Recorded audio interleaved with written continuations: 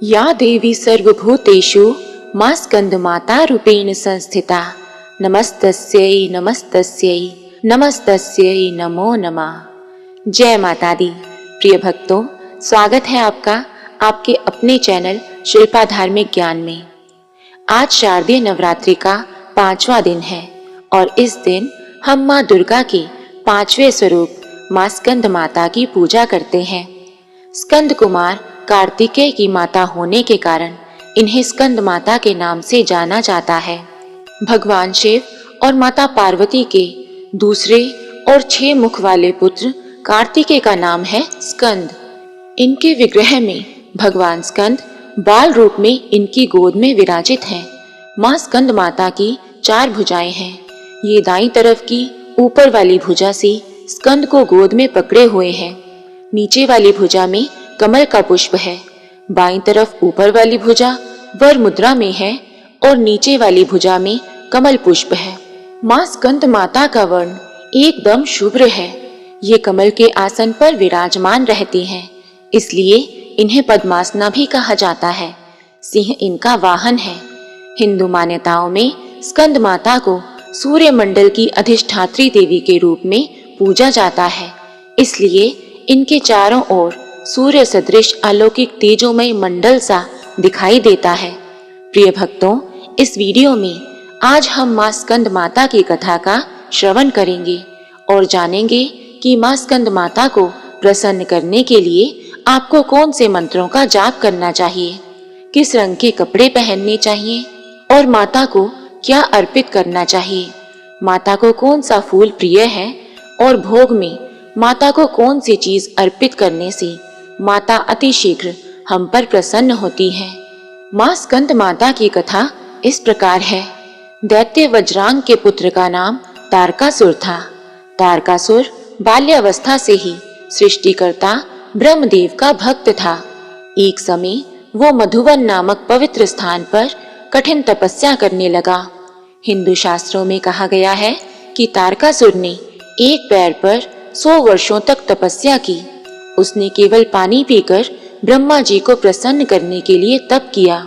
एक समय ऐसा भी आया जब तारकासुर ने पानी का भी त्याग कर दिया और 100 वर्षों तक जल के भीतर तपस्या की और फिर अग्नि में 100 वर्षों तक तप करने में लगा रहा। तत्पश्चात 100 वर्षों तक उन्होंने हाथों पर खड़े होकर उल्टा तपस्या की।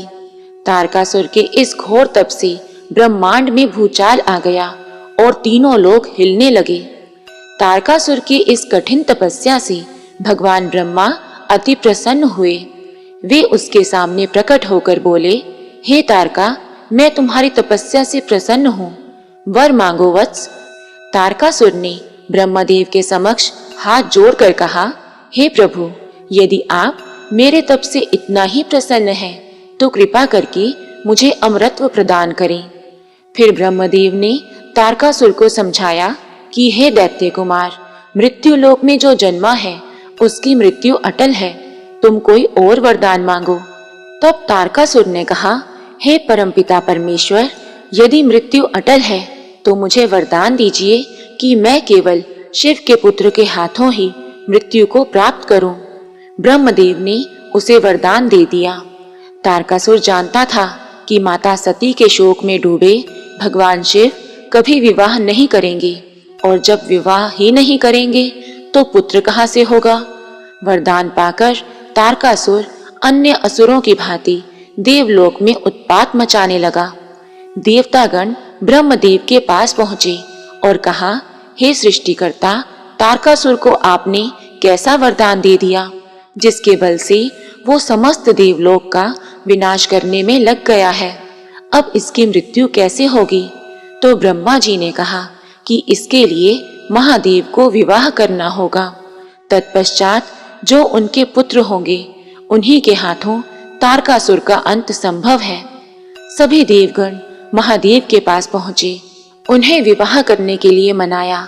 तब भगवान शंकर ने माँ पार्वती के अपने प्रति अनुराग की परीक्षा ली और माँ पार्वती की तपस्या से प्रसन्न हो गए और पर्वतराज हिमालय की पुत्री से विवाह किया। विवाह के बाद भगवान शिव और माता पार्वती के पुत्र स्कंद अर्थात कार्तिकेय का जन्म हुआ। कार्तिकेय बाल अवस्था से ही बहुत वीर और शक्तिशाली थे। कार्तिकेय को शस्त्र और शास्त्र की शिक्षा देकर तारकासुर से युद्ध करने के योग्य बनाया गया। उन्होंने दुष्ट असुरों का संहार करना शुरू कर दिया।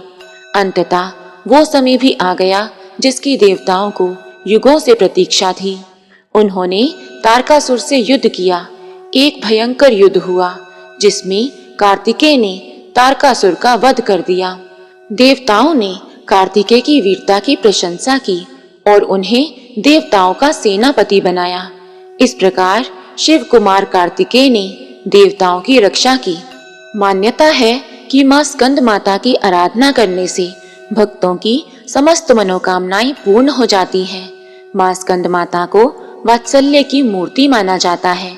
खासकर संतान की प्राप्ति की इच्छा रखने वाले दंपत्ति को आज के दिन सच्चे मन से और विधि विधान से मंत्रों का जाप करना चाहिए और व्रत की कथा पढ़कर या सुनकर मां स्कंद माता की आरती करके मां की पूजा करने के बाद उन्हें केले का भोग लगाना चाहिए और उन केलों का दान निर्धन बच्चों को करना चाहिए। अपने हाथ से बालकों को खिलाने से ये मान्यता है कि स्कंद माता पुत्र प्राप्ति का आशीर्वाद तो देती ही है, साथ में ऐसे में मां के आशीर्वाद से पैदा होने वाली संतान बहुत ही भाग्यशाली होती है और संतान की रक्षा स्वयं स्कंद माता ही करती है। आज के दिन जो भी भक्त सच्चे मन और पूरे विधि विधान से स्कंद माता की पूजा करते हैं उन्हें ज्ञान और मोक्ष की प्राप्ति होती है। इस दिन मां की उपासना श्वेत या पीले रंग के वस्त्र धारण करके करना उचित रहता है। यदि आपके पास श्वेत या पीले रंग के वस्त्र नहीं है तो आप लाल रंग के वस्त्र भी पहन सकते हैं। मां स्कंद माता की पूजा करने के लिए सुबह जल्दी उठकर हाथ में जल या पुष्प लेकर व्रत रखने का संकल्प करना चाहिए। संकल्प लेने के साथ ही आप मां स्कंद माता का ध्यान करें। सबसे पहले गंगा जल छिड़ककर मंदिर को पवित्र करें। पूर्व दिशा की ओर मुख करके आसन पर बैठें और पूजा की तैयारी करें। मां को स्नान करवाकर वस्त्र और आभूषण अर्पित करें। पीले पुष्प मां स्कंद माता को बहुत प्रिय हैं, विशेष रूप से चंपा के फूल, इसलिए माता को ये फूल अर्पित करें। धूप दीपक जलाएं और मंत्रों का जाप करें। मां स्कंद माता का मंत्र है ओम देवी स्कंद माताय नमः। मां स्कंद माता का स्तुति मंत्र है या देवी सर्वभूतेषु मां स्कंद माता रूपेण संस्थिता नमस्तस्यै नमस्तस्यै नमस्तस्यै नमो नमः। मां स्कंद माता की प्रार्थना सिंहासनागता नित्यं पद्मांचित कर द्वया शुभदास्तु सदा देवी स्कंद माता यशस्विनी। मंत्र उच्चारण के बाद मां स्कंद माता की कथा सुने और मां को उनकी प्रिय वस्तुओं का भोग लगाएं। मां को केले का भोग अति प्रिय है, इसलिए यदि मां को प्रसन्न करना चाहते हैं तो केले का भोग जरूर लगाएं या फिर दूध की खीर का भोग लगाना भी शुभ रहता है। इसके साथ ही माता को भोग में पताशे, पान सुपारी, लौंग का जोड़ा, इलायची ये सभी चीजें भी जरूर अर्पित करें। माता को 5 मेवे का भोग लगाएं। फिर कपूर और गूगल का धूप मां को दिखाएं और मां की आरती करें। इसके बाद मां के भोग को प्रसाद रूप में परिवार के सदस्यों में बांटें। मां स्कंद माता की आरती इस प्रकार है। जय तेरी हो स्कंद माता, 5वां नाम तुम्हारा आता, सबके मन की जाननहारी, जग जननी सबकी महतारी। तेरी ज्योत जलाता रहूं मैं, हरदम तुझे ध्याता रहूं मैं। कई नामों से तुझे पुकारा, मुझे एक है तेरा सहारा। कई पहाड़ों पर है डेरा, कई शहरों में तेरा बसेरा। हर मंदिर में तेरे नजारे, गुण गाए तेरे भक्त प्यारे। भक्ति अपनी मुझे दिला दो, शक्ति मेरी बिगड़ी बना दो। इंद्र आदि देवता मिल सारे, करे पुकार तुम्हारे द्वारे। दुष्ट दैत्य जब चढ़कर आए, तू ही खंडा हाथ उठाए।